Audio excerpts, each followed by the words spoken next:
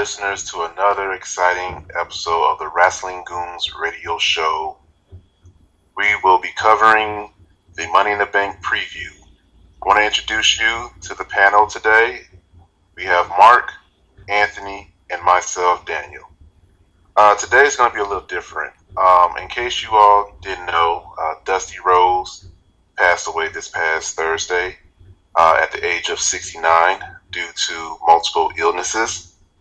He leaves behind a wife, 4 children, and grandkids. We all going to miss him. We all know that he played a big part in the wrestling industry.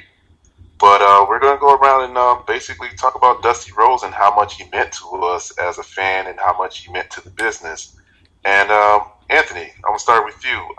What is one of your fondest or earliest memory of Dusty Rhodes?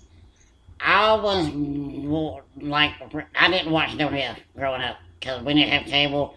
I lived in Atlanta, Georgia, where WTBS was big.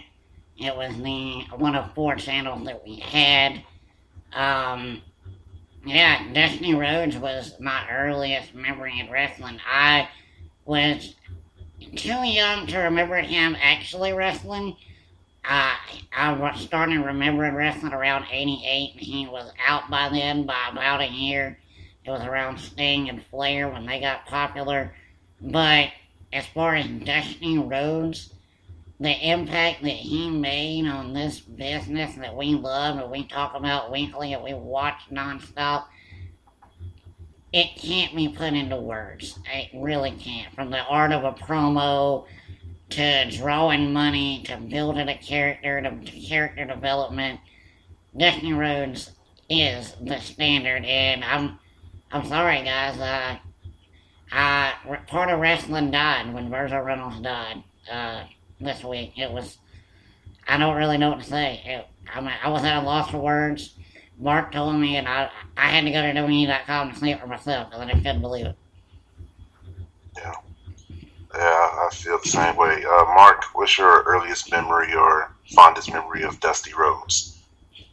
I really don't have like an earliest memory. Unlike Anthony, I mostly actually watched WWE growing up. I mean, I did see some really, really young stuff whenever I was like 3 or 4 of Dusty and the WCW people and Ric Flair in North Carolina and stuff. But probably my fondest stuff that I would like to talk about Dusty is him giving back to the business. Not only was he a great promo speaker and like booked a whole bunch back in the day, but he took that and actually helped the next generation and the next generation and even this coming up generation not only learn how to cut a promo, but learn how to work as a character and just develop into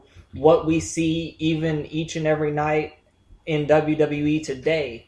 He's had a big influence on a number of superstars that probably wouldn't be the people that they are today without his help.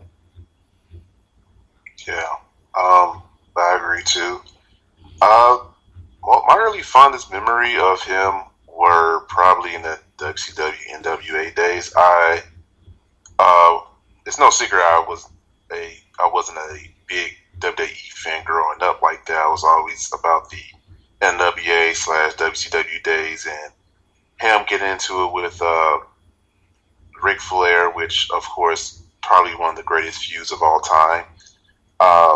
His contributes to wrestling, like we've mentioned before, because a lot of times now we know how the wrestling goes a little bit now. Back then we didn't know. Dusty Rhodes was like one of those, probably the most famous bookers back then or whatnot, who basically led the way during that time. It's incredible that now one of the endings to a match is named after him, which is the Dusty Finish. Which, funny thing is that we had a Dusty Finish at the last pay-per-view, which was Elimination Chamber match. But Dusty Rhodes... We have more Dusty finishes than we do clean finishes in wrestling. Yeah, we do, thanks to him. But I'm not really a big fan of the Dusty finish though, but I respect it. Dusty Rhodes was huge.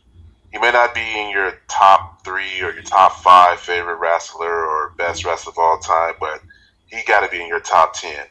He contributed to the wrestling business tremendously from the early days where he feuded with when he was with the WWE in the early '70s. So when he feuded with superstar Billy Graham.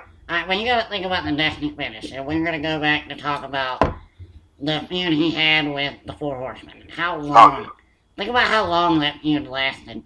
If you don't have the dirty finish, that feud is probably 2 or 3 months, and we gotta go into something else. Because you've done all you can do. When you add the dirty finish to it, you can just keep that story going and keep that story going. Because there's always something where you're like, oh, I had him, I was that close, I had him. That Destiny finish, the problem is, when you use it too much, it's overkill. And I think that's the boat they get themselves in sometimes. However, if you really go back, they overkilled it back then too. They just only used it in one angle rather than the 12 angles that are on the show. Yeah, I agree. Like you said before, the Four Horsemen and Dusty Rhodes were great. But let me ask you this about Dusty Rhodes and him being a booker and the whole Dusty finish. Do you feel like he booked himself too much during those days? I mean, yeah, but it also drew money at the time. And if you're the top draw and you know you're the top draw, you gotta do what's best for business, in the words of Triple H. I always felt like Destiny booked himself too strong. But, you know, I think he earned that right too, so. Mark, what's your thoughts on the Dusty finish? I don't mind it when it's used properly, and in some situations, similar to what we had at Elimination Chamber, I think that it can continue a feud and still get the good guy even more over because, oh, he should have had him, and then the crowd reacts to that, and they know that he had him pinned, but somehow, some way, that heel always comes out on top. So I think in certain instances, it boosts these two superstars or wrestlers, whatever you like to call them, up to even getting more crowd reaction than what they would have beforehand. When the dirty finish finally backfires, it makes the win that much more important. Yeah. Like when Dean Ambrose finally gets one over on Seth Rollins, and there is no crap, and he can finally hold the belt and say, "Hi, this is actually mine," the crowd's gonna go nuts. They're gonna lose their mind. Yeah, because you've been teased it so long that eventually, once you get it, it's just going to be like a Daniel Bryan pop. Because, I mean, they built him up and the crowd was all behind him. And then once that WrestleMania hit, it was through the roof. And Destiny did this as well, except for his formula always ended with War Games. Yeah. Which is another contribution that Destiny added that WWF decided that we're just going to kill it, a.k.a. call it Survivor Series. Funny thing is, one of the best things about WCW, or one of my favorite were War Games. Yeah. I mean, it gets no better than that. It was like the most fun thing to watch. And yeah, you said Survivor Series. It was like Survivor Series mixed in with a little bit of Elimination Chamber. I was thinking more Hell in a Cell, but yeah. Oh yeah. But without the whole pot. But I didn't like. I'll be honest. I didn't like it. I've always thought that it was one of the horrible matches, only because, from a booking standpoint, it's the most logical book match ever. You got the handicap advantage every 2 minutes, where the bad guys have the advantage, but the good guys come back in to even things up. Bad guy has the advantage, good guy evens it up. Bad guy has the advantage, good guy evens it up. Till you get to the end when the good guy makes that last minute quick run and roll credits. Stupid. Ric Flair was in 12 of those and he lost 12 of those. Oh, wow. So, what's probably like another Dusty idea that he booked or created probably during the WCW days? The bunkhouse match. Destiny had the bunkhouse match, he had the strap match, the bull rope match. Anything that was a gimmick match, Destiny could pull off. You know what though? What we're not giving enough credit for is, WrestleMania is the big thing now. WrestleMania had to follow, I think it was Super Bowl, was it? Or Well, was it Starcade? yeah, maybe it was Starcade. Starcade might have been the first one. WCW put on a show, or it was NWA. They put on a show in the Greensboro Coliseum. That was a pay-per-view before WrestleMania. So Destiny was setting the trend before Vince was, which I think was ironic now, because most people now, when you talk Destiny Rhodes and you say Destiny Rhodes, they say, oh yeah, the common man and the polka dots. That's an insult to me, actually, because that was an insult to the character in Destiny Rhodes. He pulled it off great, and I'm glad people looked at it and laughed now back at it. Because it wasn't intended to be a feel-good character back then. That was Vince taking a shot at Destiny Rhodes and Destiny pulling it off like $1 million. Yeah, I really hated the polka dot Dusty Rhodes. It was terrible. It was terrible. Mark, were you a fan of the polka dot Dusty Rhodes? I mean, I was a fan of his work. I don't really get into, like, whether or not I hate a character or not. I mean, if you can pull off a character that's supposed to be crapped on, then you're that much better of a worker in my eyes. Kind of like how Fandango, whenever he just ran with his gimmick. If you take a gimmick that everyone else thinks is crap and that's why they give it to you, and you can turn it around and make it over with the fans, that's really says something about your character. So do you like Adam Rose? I like Adam Rose to an extent.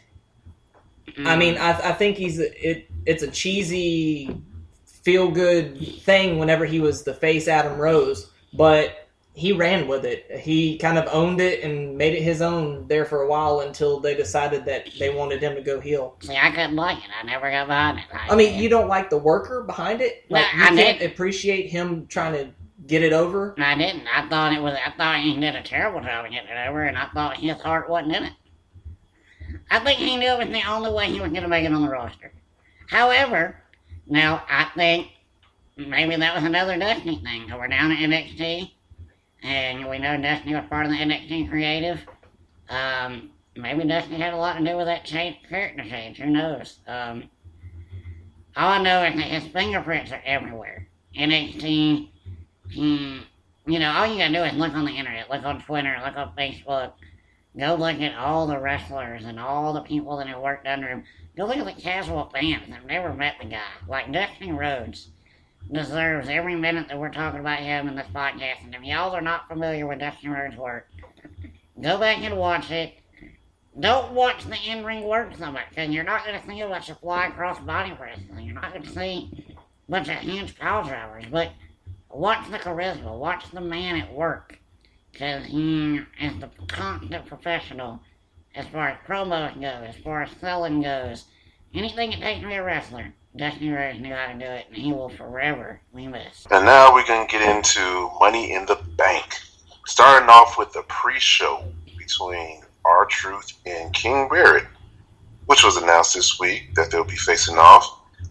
These two had history since going back around WrestleMania when King Barrett was the Intercontinental Champion, and where R-Truth was still in the title, which was funny. Anthony, are you a fan of this match? Are you going to tune in for this, or is this going to be your piss break? I will probably miss it. I'm gonna try to make an effort to watch it because I need to be equal opportunity here and give every match a fair shot. I'm really, really worried that Barrett's gonna lose, and that worries me. Good for R-Truth, but if you're not in the ladder match, I don't want to see the King of the Ring winner lose for the 9,000th time in the last 2 weeks. So I'm really, really hoping Barrett can hit a Warhammer here and get a 3-pin. That's what I'm hoping. Yeah. King Barrett, no longer Bad News Barrett. But this will still be fun saying that, he doesn't have a title still, but he does have a role that R-Truth like to wear. Does it feel like he's like a white version of King Booker? Doesn't that what it feels like to you? Because he's still in the gimmick, pretty much. I mean, I want to say yes, but at the same time, when you like, I can name a few wrestlers who's taken on that king role starting from the Macho King. But they didn't say all hail King Barrett, you know? He's English.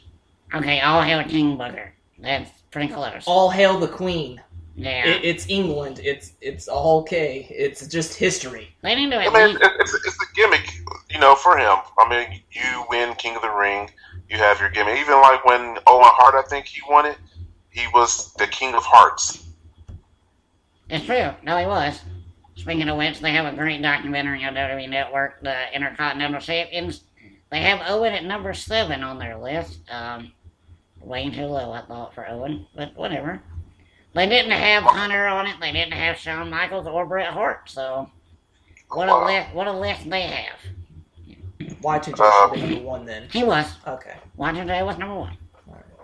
Oh, of course, because he's like won it like 9 times. Exactly. Yep. Yeah. Mark, are you a fan? Are you gonna be watching this match, or are you just gonna be your piss break? Oh no, I mean I'm gonna watch it. I actually like R-Truth. R-Truth's hilarious. Whenever they allow him mic time and to really go at somebody or just a situation in general, R-Truth kills it. Don't expect him to have a lot of mic time on the pre-show. Well, I'm not expecting him to have a lot of mic time, but he's still a pretty decent in-ring worker, and Barrett's even better than he is. So I mean, on the pre-show, I think that they're given more time usually. So I'm hoping that it's going to be a decent match. But yeah, speaking of which, he did steal his robe and crown and all that. That was pretty funny on SmackDown. I feel like Dan has said how he gave up on Bray Wyatt. Like, I really feel horrible saying this, but I'm finally, like, after all these years, like, I was the guy, like, when JBL would always say, Wade Barrett's a future world heavyweight champion. He has it all over. I was that guy that was like, you're damn right he is. That's exactly what he is. Not anymore. I'm throwing in the towel. Like, he will never, ever get a main event push. Ever. So you've let the machine dictate who you're trying to go for. They just sucked all the they've hope taken all and dreams out of you. It's gone. It's like Hannah holding, good member of the podcast, good distributor, huge Zack Ryder fan. If you aren't a fan of NXT and the tag team with Mojo Rawley, your Zack Ryder days being pushed are over. There's no need to hold on to that bone. It's done. So, yeah, I'm doing the same thing with Barrett. Anybody who thinks that Wade Barrett is going to be the next future world champion, please, do yourself a favor. Stop thinking it. You're going to let yourself down. Just let it go. It's possible. Anything's possible. No, it's not possible, Dan. They hate Wade Barrett. They hate him. They can't possibly hate him as much as they hate Sandow. I don't know. They at least gave Sandow a pretty good solid 1-year push. I mean, did he really have a push, or he was just a little over? He got himself over. At least they didn't can him when he got over like they did Barrett. Word for word, they're cheering him. We can't have that. Well, I think that's because that they wanted him to be a heel. I think if they eventually turn him face, then we're going to get the bad news again. Oh, if they turn him face, they got the ultimate sympathy story. I can promise that. He's the ultimate sympathy story. Really? Over Rusev? How would he not be? They took that man's title when he owned it. They just took it from him. Then he was the king of the ring and couldn't win a match after it. How is that possible? Well, in my opinion, since we're talking about when somebody mentioned Bray Wyatt earlier, I mean, Bray Wyatt should get the sympathy card. Nah, see, I think that you're forgetting a lot of his wins. I think you remember like the 2 or 3 losses a lot more. Never mind the wins and losses. It's just that they haven't done anything with him. I agree. But maybe there's a long-term plan in the works. I don't know. I think they already have their long-term plan planned out with whoever they want between now and WrestleMania. Because basically, WrestleMania is if this is like football, that's pretty much the Super Bowl. That's the end of the regular season. And I don't see Bray Wyatt, in that long-term plan between here and now. You bring up a great point now that we're on the topic of Bray Wyatt. He is not on this card anywhere. No. I'm hoping that we see him, but I also hope that at Elimination Chamber. So, kind of like I just said with Barrett, like, I'm not going to stop believing in Bray. I will always believe in everything he tells me. But I'm losing my faith about a push, for sure. I just want to throw this out there before we move on. His brother was on a pay-per-view last month. But you know what? That's only his filler. They couldn't use Bray? Bray's not that low of a jobber to where he's instantly getting the job out. Okay. I'm sorry. I mean, I know you think he is, but I promise you that they're on two different levels, so. Alright, moving along to the tag team title match. We got the New Day Sucks. No, Rocks, baby. They rock. Versus primetime players. Millions of dollars. Millions of dollars. Oh, jokes. Basically, this feud started off, I guess you can almost say, around the Elimination Chamber when they were the last two teams. There, of course, we know that New Day picked up the win. But I see this feud going on for a while, even if New Day loses. Or win, doesn't matter. Yeah, I don't see New Day losing, so we can just go ahead and put that to rest.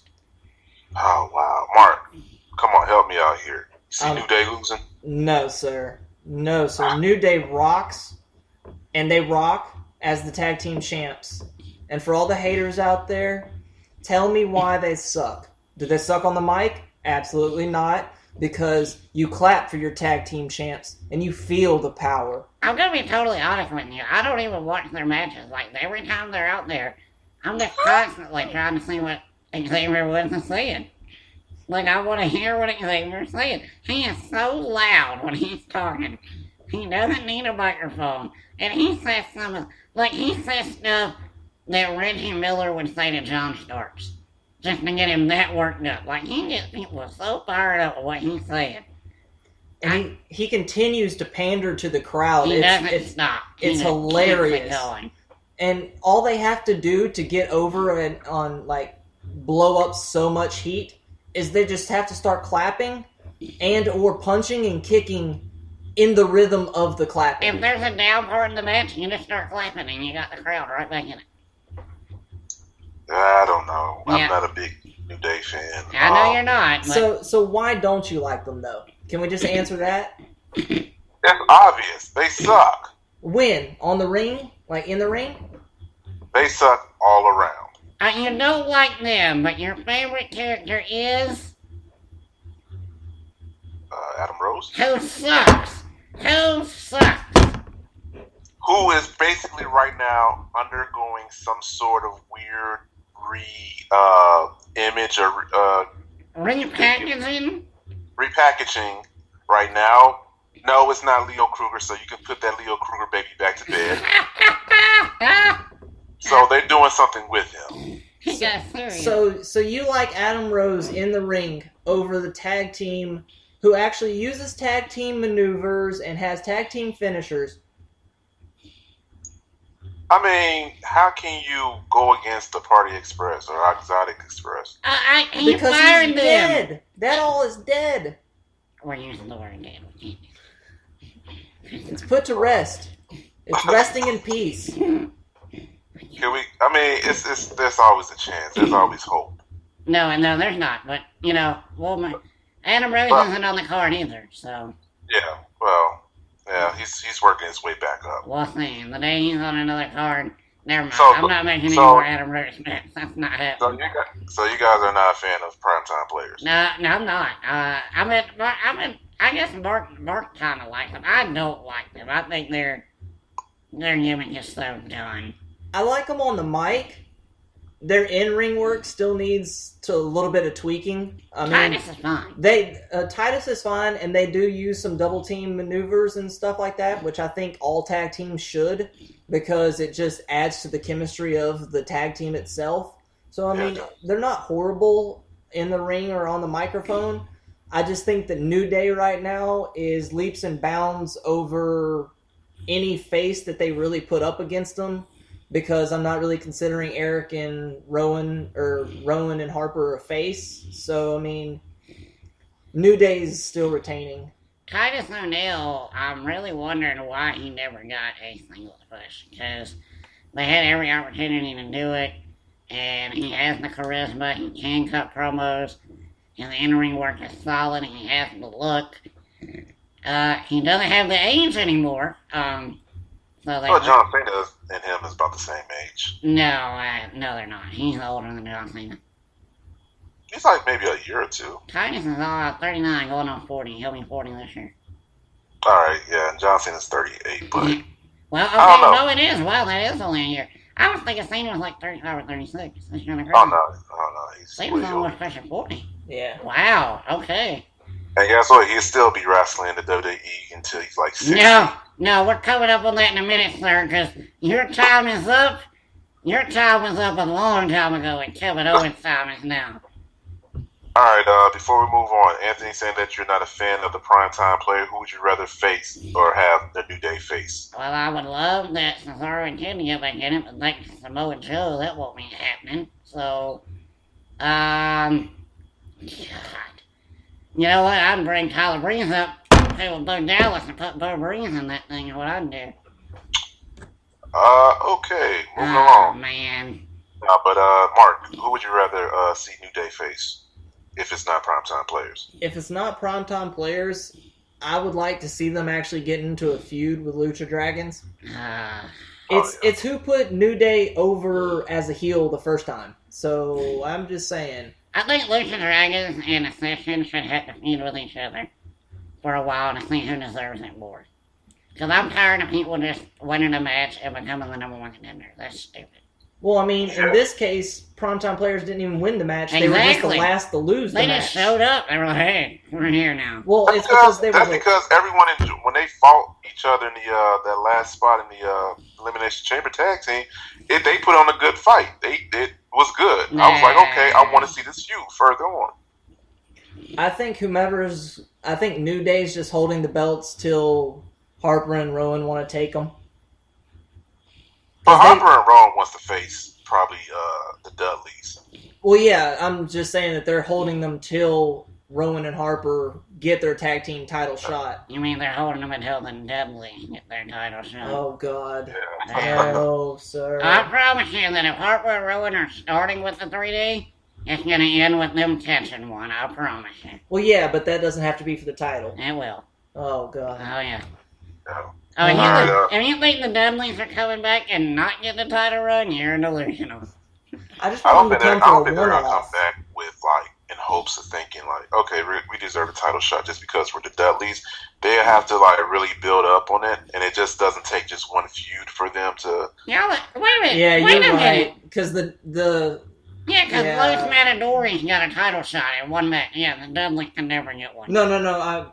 Even on top of your point, DX got a title shot as soon as they came back. New Age Outlaws, yeah. Yeah, so they're probably gonna get a title shot. I mean, They if might- they do, I sit there and they win it. I'm like, how the heck these guys come in and get a title shot and win it? Well, Okay. the Dudleys are going to do the same thing, and then they might drop it to Eric Rowan. Yeah, and they Harper. can drop it. They're transitional. But you don't bring somebody in with that kind of name value and not put the belt on them. That's what you do.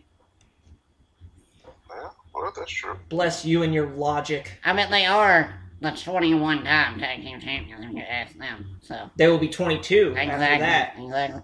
All right, before we move on, all right, since we're talking about bringing back tag teams, could we bring back the Hardys? No, Yeah.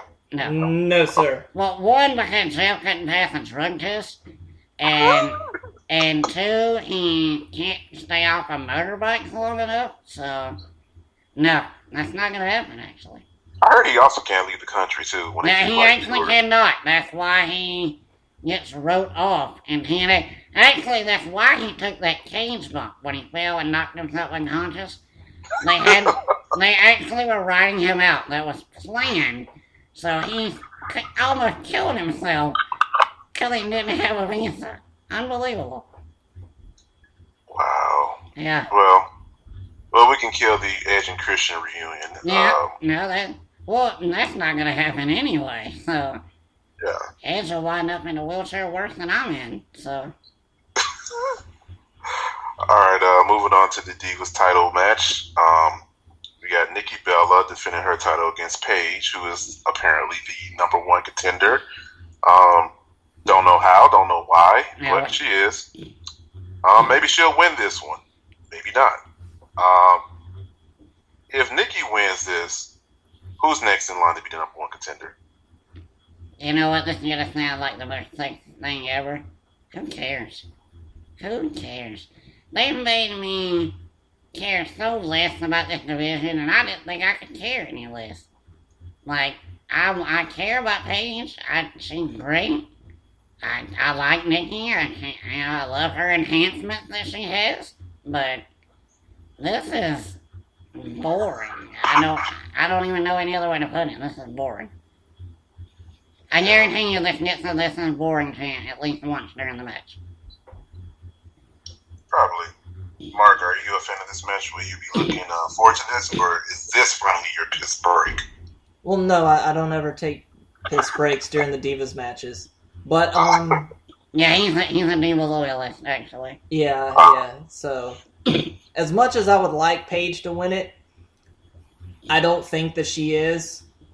And from recent news of Nikki in interviews, apparently she's high on the Divas down in NXT, and she said that she wants to face some of them, which I think that's writing her own certificate of being dethroned as the Divas champion.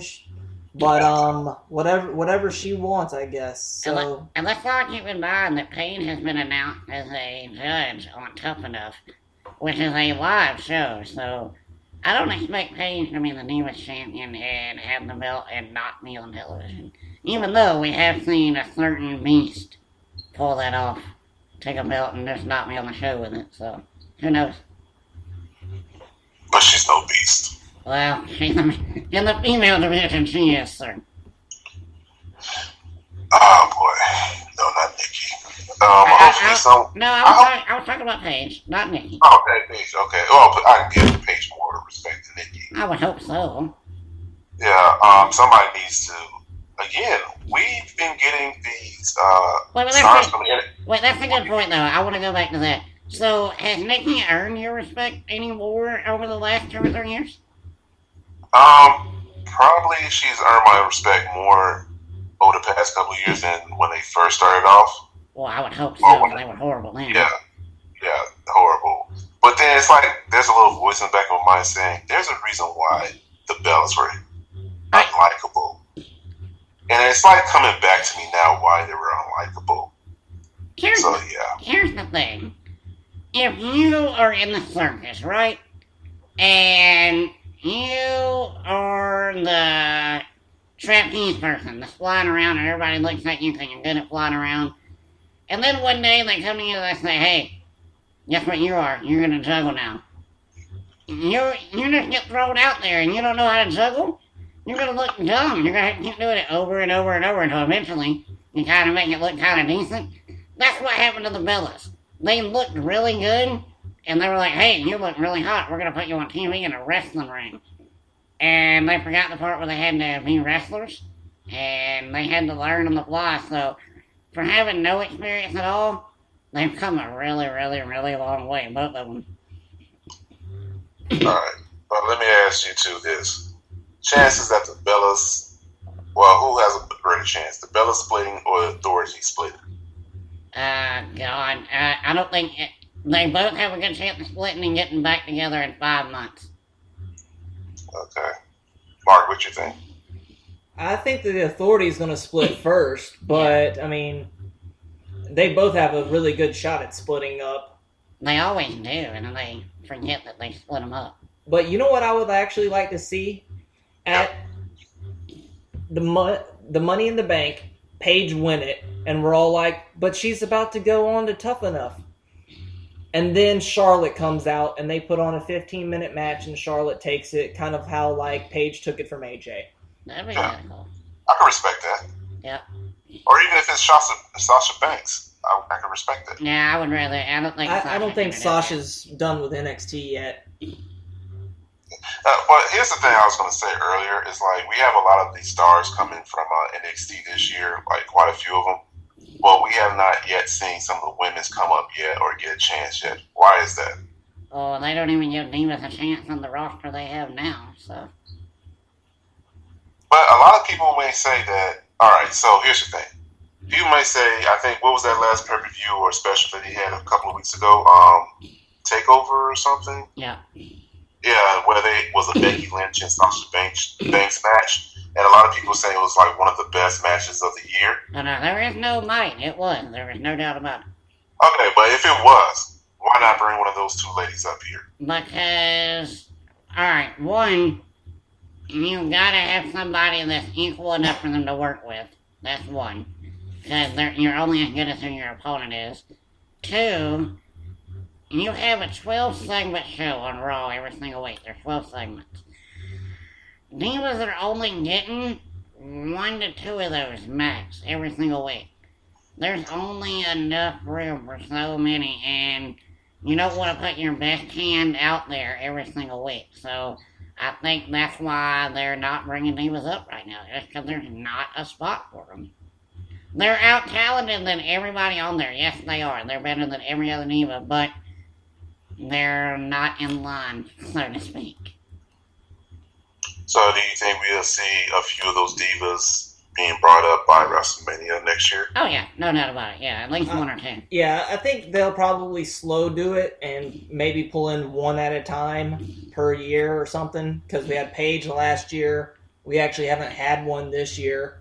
So you gotta think, we're due for one here coming up. You gotta think, if they bring up 1 or 2 people without adding 1 or 2 more divas, they're not gonna have a divas division in NXT. So They just added 4 divas. They did, and they're making them jobbers early, so they're not even.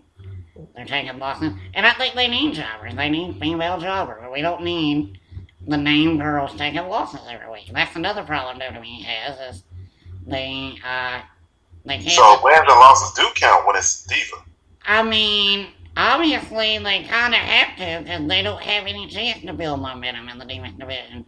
If you're not the champion, you never have a winning streak in the Demon Division. You know. Unless you are in another feud outside of the Divas Championship. You still don't get a winning streak because you go back and forth with whoever you're fighting with. Yeah, that's somewhat true. Emma's had one here lately. With Bayley? No, she's been wrestling other people other than Bayley. Oh, okay. Alright. Here's before we move on, here's like a random question I'm going to throw at you all. Will we see Lana in the ring, like really wrestle? Yeah, but I don't think it'll be anytime soon. Mark, what you think? Yeah, I think that she's kind of hinted at it on Twitter and Instagram. So, yeah, I'm thinking that she's been working. She is married to a pretty badass, so... Yeah, and she's very athletic anyway, so I'm certain that she can strap up some boots and go in one time, at least. Speaking of strapping up boots, maybe her husband should learn how to do that too. He's a real man and he wears nothing, sir. Nothing but tape. Sorry, I had to do that. Sorry. Yeah. She'll learn from him. Alright, next up we got the Intercontinental title match. The big guy Ryback versus the Big Show. Basically, the history behind this was when Big Show returned a couple of weeks ago and said, "Hey, I want the title." That's pretty much what happened. Yeah, don't know why, but hey, he wants the title. By this being Ryback's first defense for the title, do you think the Big Show is the right person for the job? You know, this match has a lot more intrigue if they didn't give me Ryback's shell shock in the Big Show already. Yeah. That was kind of my problem with it. I already seen it, so I know he can do it. Besides that, what's the intrigue in the match? I don't really know. Mark, what do you think? Yeah, I kind of agree. You've already given us the biggest spot in that you're going to be able to do in the match and whatnot. So unless he goes through a table or shell shocks him through a table or something like that, then I'm not really sure what the big payoff is. I do think the Ryback's going to win it, but Yeah. I think this might again be an unpopular opinion. This might be like the worst match on the card. I will even give the Divas title match a better chance than this being like one of the best matches. Wow. Yeah, I'm not interested in seeing this match really. Like I think Ryback will win, but also we have Miz somewhere. You think Miz might interfere in this? I feel like he's got something to do with the story, even though I don't know what. God, yeah, he just kind of feels like that guy that's just there. But I've been saying the same thing about a certain Roman Reigns too. So who knows? They've been doing this whole third wheel thing a lot lately. Yeah. Oh, it'd be nice to see Miz back in the IC title hunt. Bart, you think he's got any role in this match? oh yeah, I don't think that the Miz is third wheel just for nothing, because I mean, he's main evented a WrestleMania from being the third wheel. That's right. So Well, first off, let's not call him the third wheel. He did win the main well, event. he main evented the match, but he even said that they are treating him like the third wheel. Well, he wasn't though. They were just treating him that way. Yeah, they were just treating the champ as the third wheel. Yeah, haters are gonna hate. So. But this time, he is going to insert himself. And then him and Ryback go back and forth, I'm guessing? I really don't know. I can't see him inserting himself in the match.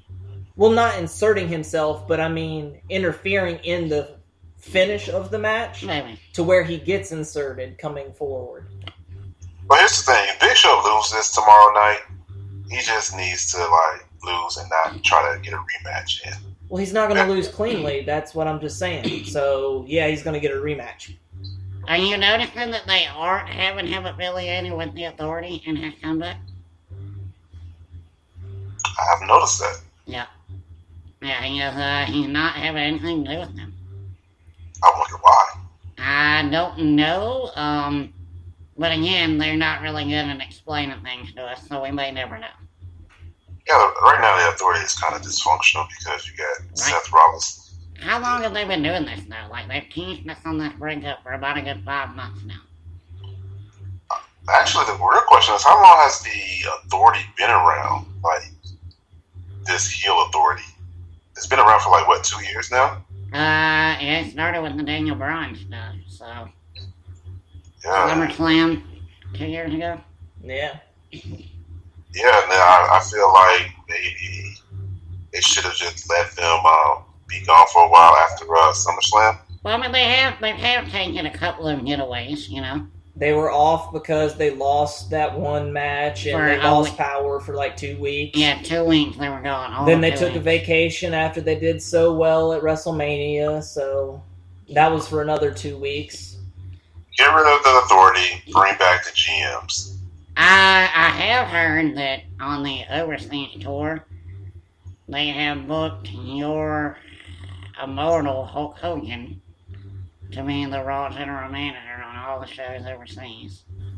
Oh, yeah? It's only the live shows. It's not going to be taped, thank God, on television. So that would be a travesty if Hulk Hogan had to tell us what matches we were having that night. He probably wouldn't get the name right in the city we were in. So. But either way it goes, the Authority needs to leave. Why not bring back Hulk Hogan to be the GM? Or what happened to Brett Maddox? I mean, he came back that one day. We've never seen him again. Yeah, if you want to watch Hulk Hogan and him, I inspire you to go back and watch TNA 2010, and you will change your mind. Yeah, I'm sorry, but as far as running Monday Night Raw and all of WWE, the Authority, even though their promos to begin the Monday Night Raw are kind of played out, there really is nobody better to putting over talent than them. The only time I've ever seen a face work in that role was when Foley was commissioner. Foley was the only person I've ever seen make a face manager role work, or like boss role work. I guess Austin did on like very, very short terms, like when Austin was CEO, quote unquote. But yeah. What about when Flair was like half owner in that storyline? Yeah, but Flair wound up turning too, so. But yeah, that's fair. But they did have the bad balance there too with McMahon, so. Yeah. All right. Moving along to the next match, which will probably be the biggest match of the night in our opinions, if I can speak for on our behalf, will be John Cena versus Kevin Owens, which I'm not sure if this is a title match or not. It's not. It's not. No. I don't know why not, but we all know the history between these two started a few weeks ago, where Kevin Owens attacked John Cena and he beats John Cena at the Elimination Chamber. Just like he said he was gonna do. Just like he said he was gonna do. Yeah, and then the next night we get the incredible promo from John Cena, and yeah, this right here, I don't know what to say about this. It's almost, I don't care about who wins as long as we see a good fight like we did last pay-per-view. But I do think John Cena might pick up the victory. I don't know what this might mean. Of course, there's got to be a third match if he does win. Mark, what do you think about this match? I'm looking forward to it, although I don't really know how they're going to top last pay-per-view, but knowing these two competitors, they will. And I'm not sure if anyone gets really a clean finish on this. I don't know if maybe Kevin gets himself disqualified because he was about to lose to Super Cena or something like that. But I do see it going more than just 3 pay-per-views, actually. I think that they're going to actually go all the way to SummerSlam. One spot that's definitely happened for certain, Owens hit the AA last match on Cena. Cena's hitting the pop-up on Owens this time. Yeah. Yep. And he's going to win it? I don't think he's going to win it on the pop-up. I think Kevin, when Cena wins, Cena's going to win with his move. And he's going to win with his move.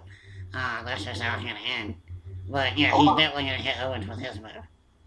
Let us see Owens tap out with the STF. Owens ain't tapping. That's one thing they're not going to have him do. Yeah, they're not going to have him tap out. Kind of like how Rusev wouldn't tap out for the longest. Yeah, he would have to faint. They would have him pass out. By the way, that's another thing. That's a kind of a twist on the Destiny finish. Without tapping out. Or now the new fad is everybody just faints. They can't tap out, they're just unconscious. Yeah. So, Anthony, you think we're going to get like 20 minutes of non-stop action like we did last pay-per-view? Yeah, the match is going to be good. The ending, like I said, I think we all know that Cena's winning. We kind of all thought that last time too, but we also knew that if Owens won, it would be the only time he won, I think we thought he said. So I'm anxious to see if he gets another win in this feud.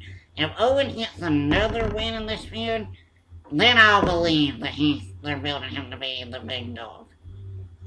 If Cena beats him, because Bray Wyatt got a win over Cena. It was the other 2 matches where Cena was like, let me bury you real quick. So you do admit that Bray Wyatt has gotten buried and he just... Oh, when it comes to John Cena, he absolutely got buried. No doubt about it. So I guess that's that one young talent or future of the company where Johnson's like, you know what? He doesn't have my endorsement. I bet it has to be. In my mind, it has to be. Because then what does that mean he thinks of Rusev? Yeah, really. Oh. See, I don't take it as Cena doesn't go over, or Cena goes over so he thinks that the talent's crap. I think that he just tries to put on good matches to elevate them, and then whatever creative has for them after that, then if he's booked to win, he wins. If not, then not. But I think we can all agree that from management all the way down to the top guys of Cena and everybody, Owens isn't on that level of a Rusev or somebody. Like, he's somebody that they're treating like they haven't treated anybody before. Well, no, they did the same thing with Punk. No, they didn't give Punk this kind of push. Punk came in through ECW. They made him work through ECW. Well, yeah, okay. But take that as being like territory. If they had NXT, Punk would have been on NXT. I don't think he would have been, but seeing him with Punk was on ECW, it took him a while to get that top spot. Well, no, I'm talking about just from John Cena's perspective. Him Yeah. versus John Cena, I don't think Cena's taken one from Punk. He had to earn that fight with Cena. Like, Cena looked at him as the guy that didn't belong for a long time. Well, yeah, but then he went over cleanly 3 straight times. Yeah. Yeah, CM Punk's a good example of somebody you put over, but God, it don't happen often. Hey, CM Punk deserved to be put over. And he did, no doubt about it. And, God, if he came back, like, that's the dream match. If I get a Kevin Owens CM Punk match, I can officially retire a happy man in wrestling. I'll be good. Yeah, I believe so. I believe that if he comes back, I'll just explode in excitement. And, yeah, if him and his wife come back, yes. Yeah, he's gotta come back if he comes back, for sure. I just want to find out when he's fighting. Like, I just want to see us fight, so. Yeah, UFC? Yeah, Phil, you need to let us know when you're fighting. Jason David Frank, he wants you. Green Ranger. Do it. Green Ranger. No. Book it. He doesn't want Jason David Frank. Jason David Frank wants him. Yeah, That's what I said. Yeah. Okay, because Jason David Frank has been like the most annoying guy in social media. Exactly. Did you see him taking photos with Hulk Hogan? Your boy? Yeah. I'm sure you love that. Yeah. I kind of like, oh, that's kind of cool though, but at the same time, I'm a fan of Jason David Frank from when I was young, Power Ranger fan, but I'm not. This whole challenging of CM Punk to a fight as being annoying, it's like, dude, shut up. You're like so 20 years ago. But he does MMA stuff as well though. That's good for him. You know what? This is the only time he would ever get a UFC fight ever, and that's why he wants it. And I would laugh until I cried if CM Punk tapped him out in about 30 seconds. I would cry. I would love that. I would love that though. Shouldn't CM Punk be fighting this summer or something? You know what? He still hadn't announced me yet. But my hope is, I know he's training really hard because I've seen some of the training arrangements. I really, really want him to just take every doubter and just say, shove it. All of you. I want him to do so well. I'm rooting for him so hard. Well, I mean, his first fight, he's going up against someone who's probably going to be 0-1, maybe 1-2. He's fighting the glass show. That's what he's fighting. So let me ask you this: if CM Punk loses, let's say 3 in a row in UFC, is he done with UFC? No, not. See, here's the thing, okay? Normal fighters have that win loss thing booked in their contract because if they don't win enough fights and they don't draw enough money, CM Punk doesn't have to worry about drawing money. Well, I mean, it might not be drawing money, but if he gets crippled, his first 3 fights, he might not want to step back. Yeah, no. If he quits, he'll quit on his time. Yeah. It won't be because Dana says we don't want you here. Because he makes Dana money. And a lot of it. But the thing is that, to me, if he wins, it doesn't matter to me if he wins or loses. At least we get to see him in the ring or octagon, and we see him doing what he always wanted to do.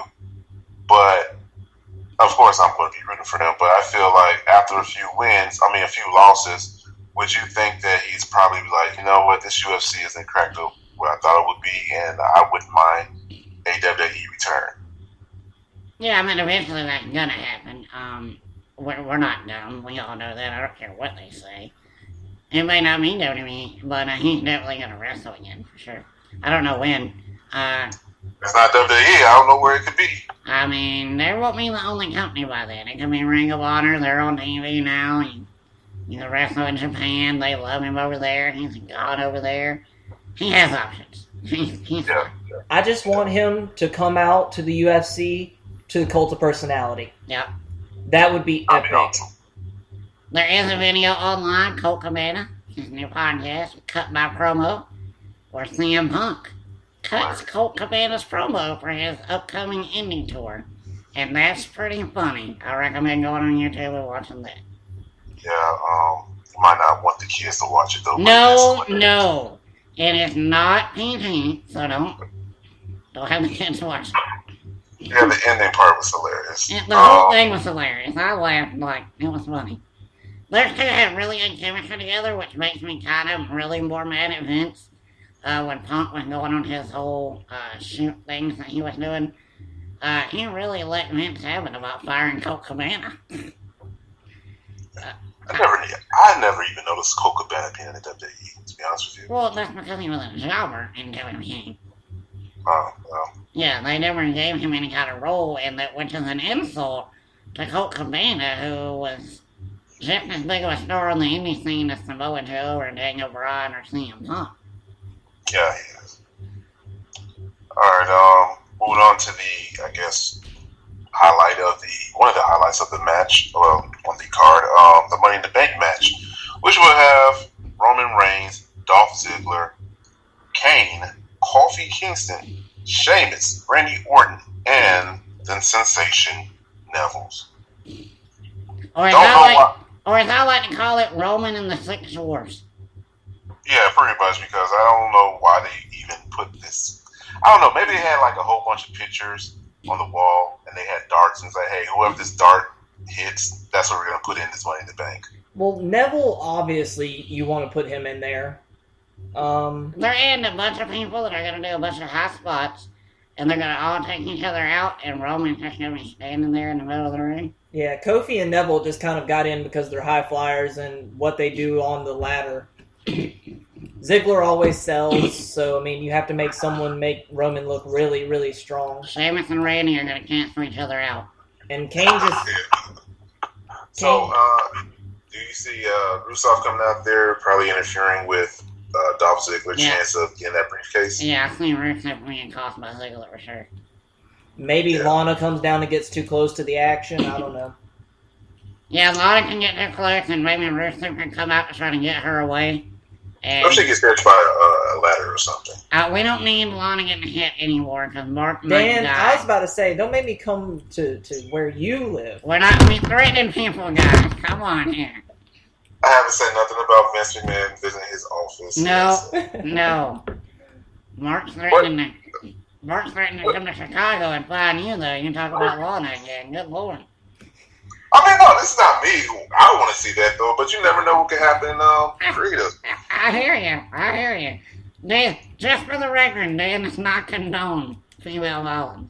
Yeah, I love Lana. I think she's hot. Oh, my God. Yeah, Rusev, again, I love Rusev character. I do too, sure. Yeah, so, again, even though last week I did say that maybe they need to continue on or further this sort of crazy ex-abusive boyfriend role, but, So let me ask you a question.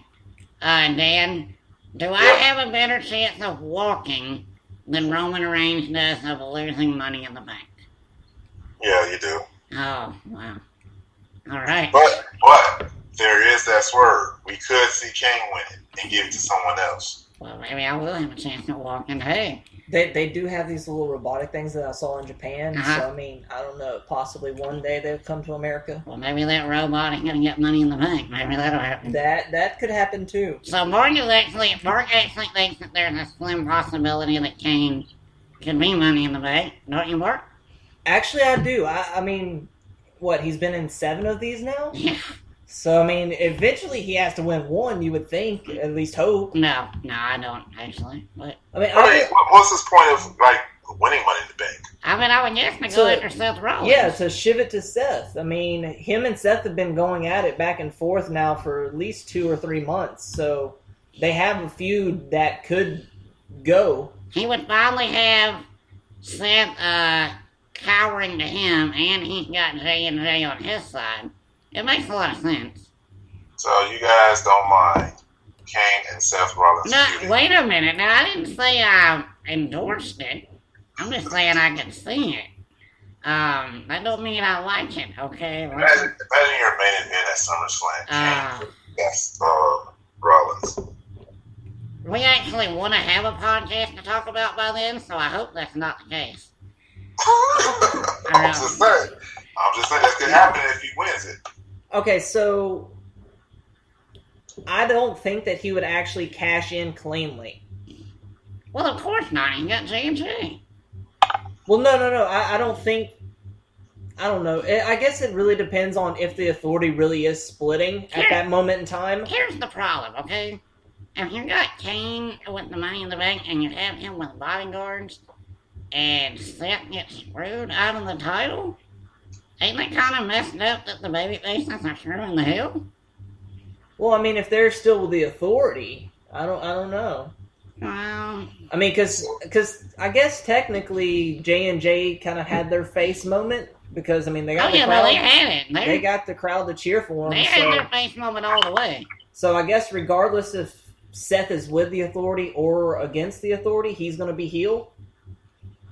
Yeah, just because he turned on the Shield. Oh, Seth is in a role now where he can't be faced. Like there's nothing Seth can do outside of saving injured Lana from falling off the stage.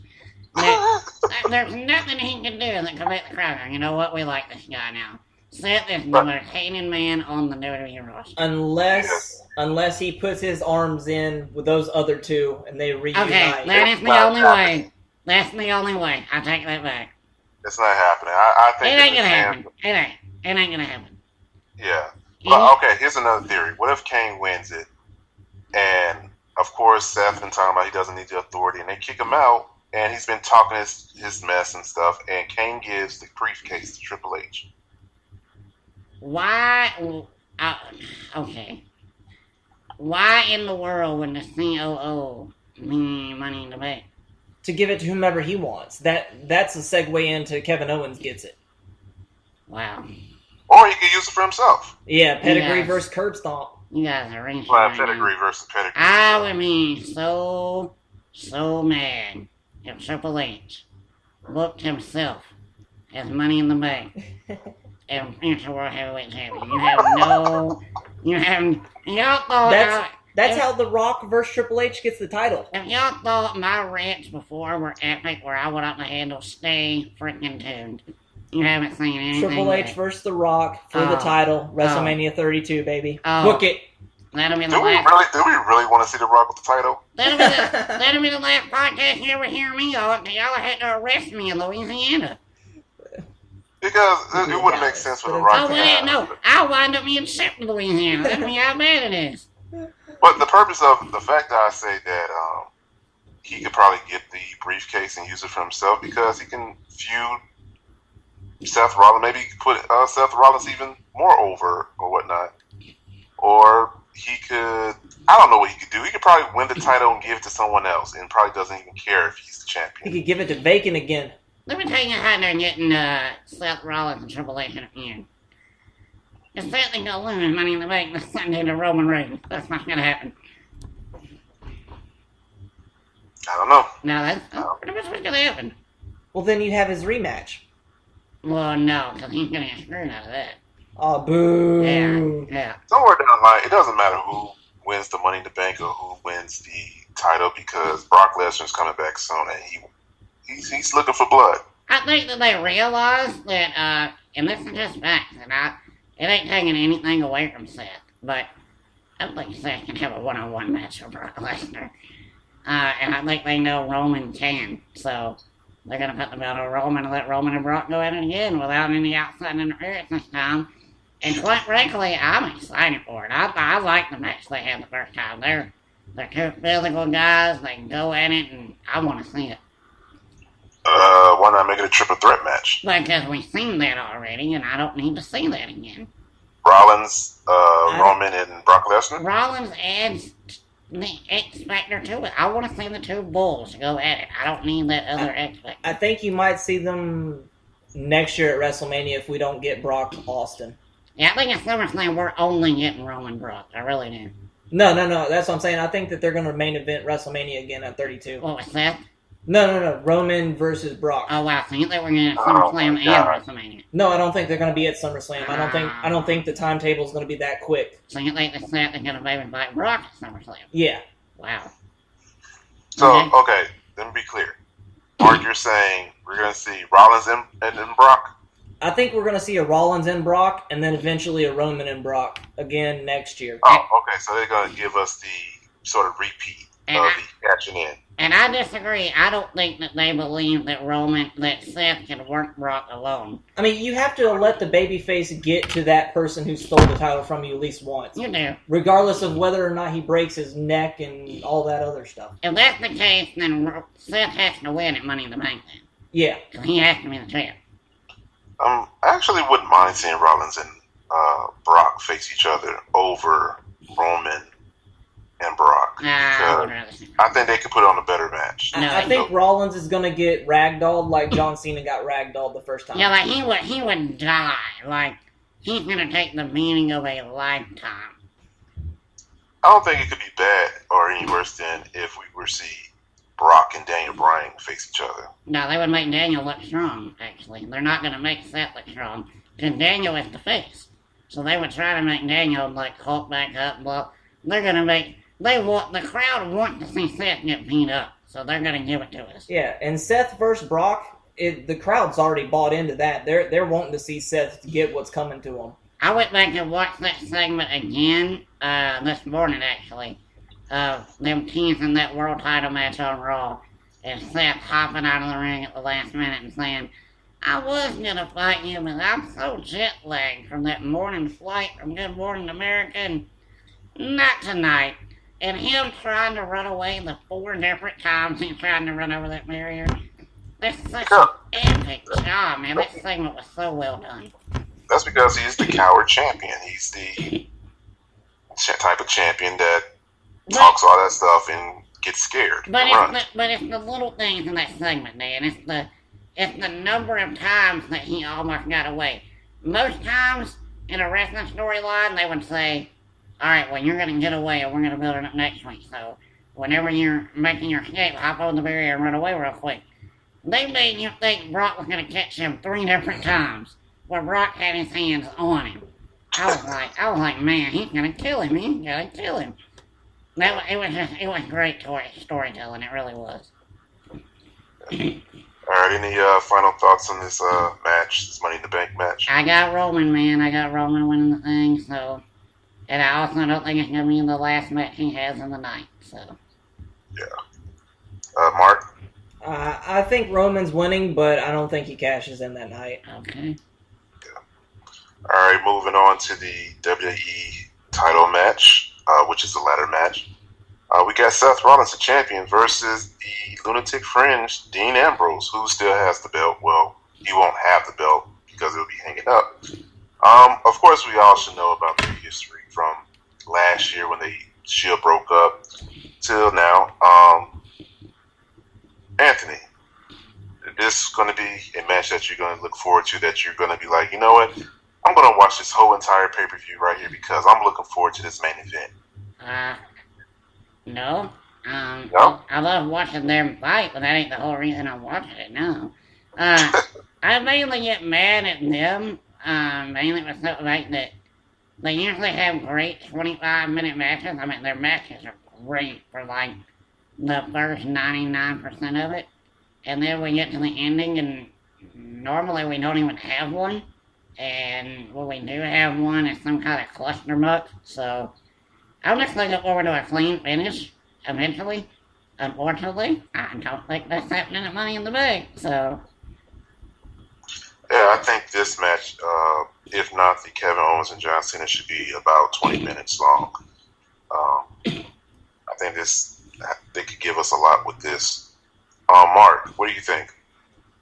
I think this is going to be a great match, actually. They always show off, especially against each other, and just adding that ladder into the mix, it's something that we haven't seen from these two in a ladder match, so I'm looking forward to it.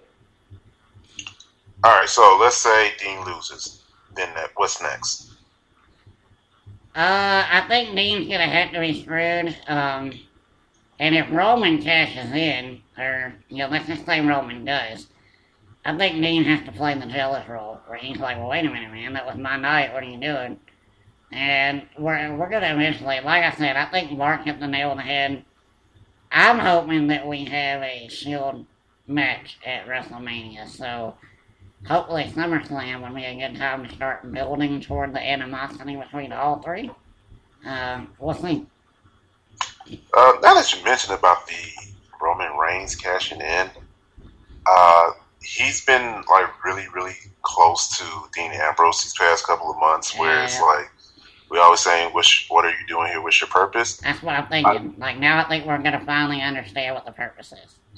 Yeah, he sit up there and congratulate Dean if he does win, and say congratulations, smiling with that stupid cheesy smile, and then he's like, "Hey, I'm cashing in on you," and give him a Superman punch. Now, do we not feel like the same thing is happening with the Miz though? We don't understand why the Miz is in his storyline either. Yeah, that's true. We'll see. Stay tuned. So, do you think Roman takes the cheesy way out and just cashes in right after Dean wins it, or do you think that he gives him a Monday night and he's like, "I'm cashing in on you tomorrow night"? I actually like the way Dean did it. Like I would have Dean with the belt, raising his hands up, doing the whole thing where they're celebrating. They can both do the turnbuckle thing where they get on the turnbuckle and raise their arms up. And right when Dean comes off, just eat the spear. Just catch it. That'd be a beautiful ending. What do you think, Dan? What do you think about that ending? It could happen. I don't. I think there's a slim chance that Roman cash in that night. If it does happen, I think that's the way it should happen, like that. Yeah, do you think that Seth retains and Roman cashes in on Seth? Um, I don't know. It really doesn't matter I think to that it me needs. because I think it needs to be Dean. I really do. Well, I mean that would. it should be Dean. Well, you know what? If that happens, let's say Dean wins, it should be Dean because then it's like now the authority looks at Seth and like, hey, this is what happens when you don't need us and this and that, and they could probably create another storyline between the rift between Seth and the authority. Exactly. It kills two birds with one stone. And it Yeah, sets up the Dean Roman feud, which I think Dean and Roman are going to have a hell of a feud. I'm looking forward to it. absolutely. Mark, thoughts, last thoughts? I really don't know. I mean, if they're ready to turn Roman heel, because I mean, attacking Dean, that's what's going to do it. The however much crowd he's bought in and has bought into him from WrestleMania to this point, I'd say at least half, if not more, is going to back away as soon as he turns on Dean. Absolutely. So, there's not. So Brock Lesnar's not going to show up at Money in the Bank at all. No. He'll be at the Raw after. I think he'll be at Raw after, and then he's getting a match at Battlegrounds and at SummerSlam. Yeah. And let's not forget, Shane, until that fourth in the fan. He's fighting Kofi Kingston. So. I'm gonna tune in for that against him and Kofi Kingston. Battleground. After last year, I have very little faith in Battleground. I don't have faith in it, but now that we're on this 2-week program, I at least can kind of know where the stories are headed. So. Yeah. So before we leave off or whatever, let's get everyone's recap of everyone's prediction. Alright, run down real quick. R-Truth and King Barrett. I have Barrett praying to God. I have Barrett as well, and God's going to be a busy man. I got King Barrett too. New Day versus Primetime Players. New Day. New Day rocks. My pick is millions of dollars. Millions of dollars. Millions of Tag dollars. title change on Dan's watch. Alright, Nikki Bella versus Paige. I'm gonna go with Nikki. I have a feeling they're gonna try to make her the longest reigning Divas champion. Yeah, I have Nikki as well, and I'm just hoping for a Charlotte maybe the next Monday. Unfortunately, I have Nikki too.